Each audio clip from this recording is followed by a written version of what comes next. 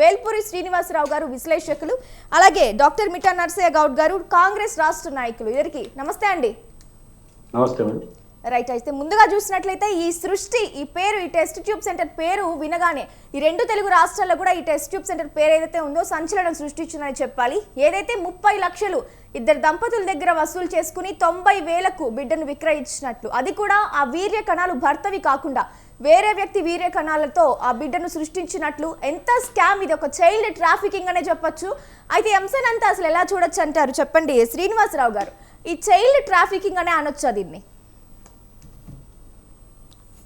సృష్టి test tube centre అక్రమాలు గతంలో అనేక సంవత్సరాల నుంచి కూడా జరగటం మనం చూసాం. 2021లోనే దాన్ని సీజ్ చేశారని చెప్తున్నారు. వాళ్ళ మీద ఆల్రెడీ ఇప్పటికే దగ్గర 10 కేసులు కూడా వాళ్ళు బుక్ చేశామంటున్నారు. మరి 10 కేసులు నమ్రత మీద పెట్టి, సృష్టి టెస్ట్ ట్యూబ్ సెంటర్ మీద పెట్టి 2021లోనే ఆ సెంటర్ను సీజ్ చేసినప్పుడు మరలా ఇప్పుడు కంటిన్యూగా అది అప్పటి నుంచి అవుతుందంటే డెఫినెట్గా అక్కడ ఉన్నటువంటి హెల్త్ ఆఫీసర్స్ ఎవరైతే ఉన్నారో, DM and district medical and health officer అని చెప్పండి, కమిషనర్ అని చెప్పండి, ముఖ్యంగా డిపార్ట్మెంట్ అన్నమాట.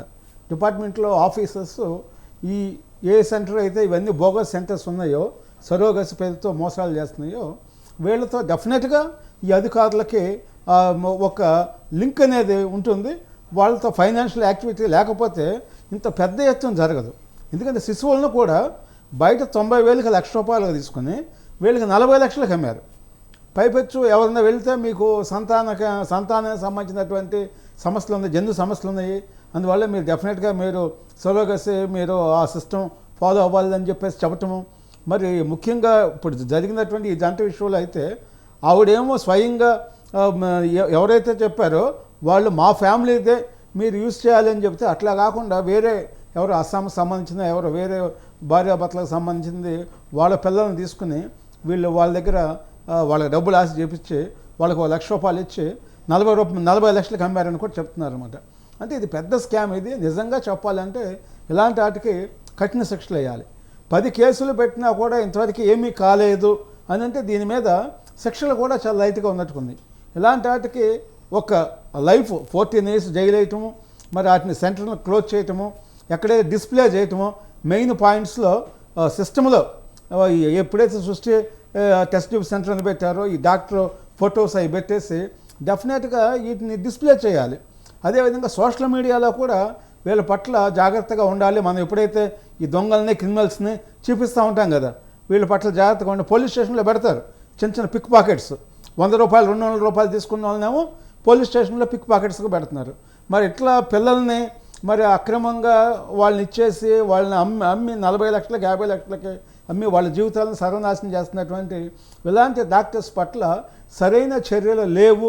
ప్రభుత్వం కూడా వీళ్ళ పట్ల చూసి చూడనట్టుగా ఉందనేది కూడా మనకు చాలా స్పష్టం అవుతుంది. వాళ్ళ మీద చర్యలు తీసుకోవాలి.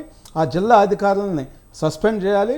మరి 10 కేసులు ఉంటే ఇప్పటిదాకా ఏం చేస్తున్నారు అనేది టోటల్గా రిపోర్ట్ తీసుకుంటే ఇక్కడ ఎన్ని లోపాలు జరిగినాయి, ఎంతమంది అధికారులు ఈ 10 yearsలో ఎంతమంది అధికారులు వచ్చారు, వీళ్ళందరూ కూడా అసలు వీళ్ళు ఏం చేస్తున్నారు, ఎప్పుడైనా వీటి మీద రివ్యూ చేశారా ఏమిటి అనేది, ఆ జిల్లా కలెక్టర్ ఎంతవరకు రెస్పాన్సిబిలిటీ తీసుకున్నారు అనేది కూడా మనం చూడాలి. ఏ ప్రభుత్వాలైనా కూడా వీళ్ళ మీద ఎలాంటి డాక్టర్స్ ఎవరైతే ఉన్నారో వీళ్ళు ప్రజలను మోసం చేయడానికి, డాక్టర్స్ అంటేనే ప్రజల ప్రాణాలను కాపాడాలి, అలాంటిది వీళ్ళు చేసేటువంటి ఇలాంటి అక్రమ యాక్టివిటీస్ ఏవైతే ఉన్నాయో ఈ మహానేరము డెఫినెట్గా వీళ్ళ మీద కఠినమైన చర్యలు తీసుకోవాలని డిమాండ్ చేస్తున్నాం.